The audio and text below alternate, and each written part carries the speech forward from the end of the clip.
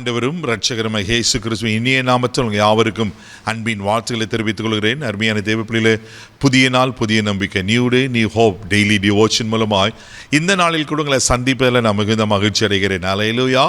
இன்றைக்கு கூட கர்த்தர் நமக்கு கொடுக்கிற வார்த்தை என்ன? எசேக்கியேல் தீர்க்கதரிசன புஸ்தகம் 37ஆம் அதிகாரம் 4வது வசனத்தை கூட வாசிக்க கேட்போம். அப்பொழுது அவர், நீ இந்த எலும்புகளை குறித்து தீர்க்க தரிசனம் உரைத்து அவைகளை பார்த்து சொல்ல வேண்டியது என்னவென்றால், உலர்ந்த எலும்புகளே, கர்த்தருடைய வார்த்தையை கேளுங்கள். அல்லேலூயா. உலர்ந்த எலும்புகளே, கர்த்தருடைய வார்த்தையை கேளுங்கள். அல்லேலூயா. இதங்க ஒரு அற்புதமான சம்பவம் நடக்கிறத நான் பார்க்கிறோம். ஆண்டவர் எசேக்கியேல் தீர்க்கதரிசியை எலும்புகள் நிறைந்த பள்ளத்தாக்கு கொண்டு போய் காண்பிப்பார். அந்த எலும்புகள் எப்படிப்பட்டிருந்துச்சுன்னா உலர்ந்து போயிருந்தது என்று 1-2 வசனங்களை நான் வாசிக்கிறோம். 3வது வசனத்தை சொல்லப்பட்டிருக்கோம், அவைகளை பார்த்து தீர்க்க தரிசன உரை அது உயிரடையுமா என்று ஆண்டவர் கேட்பார்.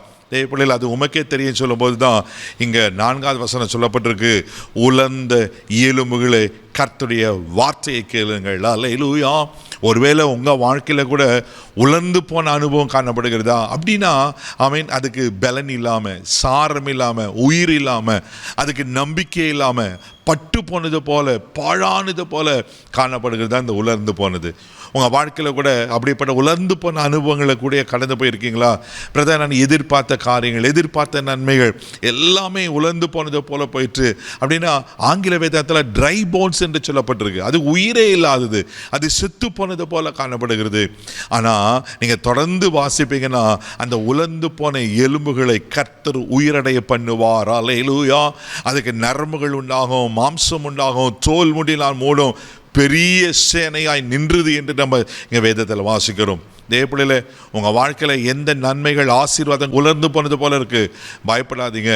கர்த்தர் எல்லாவற்றையும் அதை மறுபடியும் உயிர்ப்பிக்க வல்லமை உள்ளவராக இருக்கிறார். நீங்கள் வேதத்தில் வாசித்தீங்கன்னா சங்கீதத்தின் புஸ்தகம் 31ஆம் சங்கீதம் 10வது வசனத்தில் தாவீது இப்படியா சொல்லுவார், வாசிக்க கேட்போம். என் பிராணன் சஞ்சலத்தினாலும் என் வருஷங்கள் தவிப்பினாலும் கழிந்து போயிற்று, என் அக்கிரமத்தினால் என் பலன் குறைந்து என் எலும்புகள் உலர்ந்து போயிற்று. பாருங்க, தாவீது சொல்றாரு, என் பிராணன் சஞ்சலத்தினாலும் என் வருஷங்கள் தவிப்பினால கழிந்து போயிற்று, அதனால என் அக்கிரமத்தினால் என் பலன் குறைந்து என் எலும்புகள் உலர்ந்து போயிற்று. தெய்வ பிள்ளைகளே, சஞ்சலமும் தவிப்போம் வாழ்க்கையா போயிடுச்சா? 1-2 பிரதர்? ஒவ்வொரு நாளும் எனக்கு சஞ்சலம், ஒவ்வொரு நாளும் தவிப்பு, ஒவ்வொரு காரியத்தில் தவிச்சு ஏங்கி ஏங்கி சோர்ந்து போயிருக்கீங்களா? அதனால ஆண்டவருக்கு இருக்கிற அந்த பற்றும் போயிட்டு, அதனால என் பாவம் தான் பெருகிட்டு, என் வாழ்க்கையில் அக்கிரமம் தான் பெருகிட்டு கலங்கி கொண்டிருக்கீங்களா?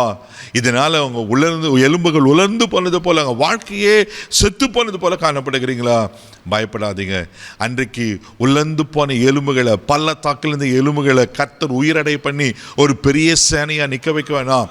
எந்த தவிப்பும் எந்த சஞ்சலமும் உங்களை சோர்ந்து போக பண்ண முடியாது. இன்னைக்கு கர்த்தருடைய வார்த்தை நமக்கு நேரடியாக உண்டாகி இருக்கிறது. ஆண்டவர் நிச்சயமாக உங்கள் வாழ்க்கையை உயிர்ப்பிக்க உண்மையில் இருக்கிறார். அல்லேலூயா. அவைகளுக்கு எப்படி நரம்பு உண்டாகி, தோல் உண்டாகி, மாம்சம் உண்டாகி ஒரு பெரிய சேனையை நிற்க வைச்சோ, ஆண்டவர் உங்கள் வாழ்க்கையில் உங்களுக்கு செய்ய வேண்டிய காரியங்களை, என்ன காரியத்தில் நீங்கள் உலர்ந்து போனது போல இருக்கு, ஒரு உங்கள் கர்ப்பப்பையில் உலர்ந்து போனது போல இருக்கு. எவ்வளோ ட்ரீட்மெண்ட் பார்த்துட்டேன், ஆனால் அதுக்கு ஒரு பலனே இல்லை. நான் எவ்வளோ வேலைக்கு இன்டர்வியூக்கு ட்ரை பண்ணிட்டேன், இன்டர்வியூ அட்டன் பண்ணிட்டேன், ஆனாலும் என் வாழ்க்கையில் ஒரு நல்ல வேலை கிடைக்க மாட்டேது. இப்படி பல காரியங்களை நீங்கள் ஸ்டெப் எடுத்து சோர்ந்து போய் உலர்ந்து போனது போல இருக்கலாம். பயப்படாதீங்க. ஆண்டவர் வாக்கு பண்றார், உலர்ந்து போன எலும்புகளை உயிரடைய கர்த்தர் இன்றைக்கு உங்களை உயிரடைய பண்ணுவார். கண்களை மூடி நாம் ஜெபிக்கலாம். அன்பு தகப்பனே, உமக்கு நன்றி சொல்லி துதிக்கிறோம், ஸ்தோத்திரிக்கிறப்பா.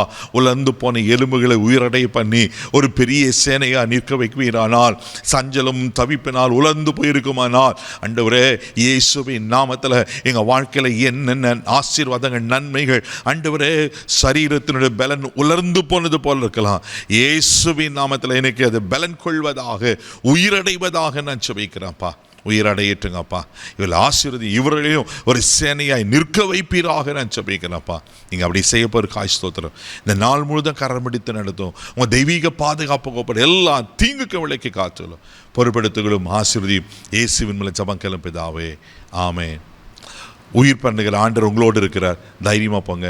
God bless you.